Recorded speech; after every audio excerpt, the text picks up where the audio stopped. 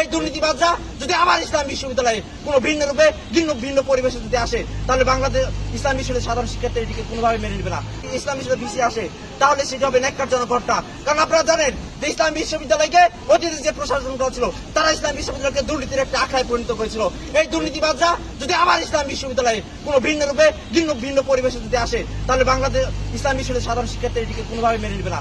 সংগ্রামী সহযোগিতা বন্ধুগণ, আমরা বলতে চাই ইসলাম বিশ্ববিদ্যালয় অভিভাবক যিনি আসবে, আমাদের যে পিতা হয়ে আসবেন, আমাদের অভিভাবক হয়ে আসবেন, তিনি যদি শিক্ষার্থীদের যদি না ভাবতে পারেন, তাহলে দয়া করে বলবো আপনারা দয়া করে আসবেন না।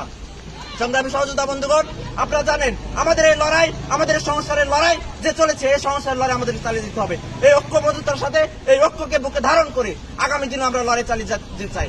ইসলামী বিশ্ববিদ্যালয়ে যে কোনো অনিয়ম, দুর্নীতি, লুটতরাজ থেকে শুরু করে সবকিছুর বিপক্ষে বৈষম্যবিরোধী ছাত্র আন্দোলন সহ সাধারণ শিক্ষার্থী আমরা একে অপরের পরিপূরক হয়ে কাঁধে কাঁধ মিলিয়ে আমরা লড়াই লড়তে চাই।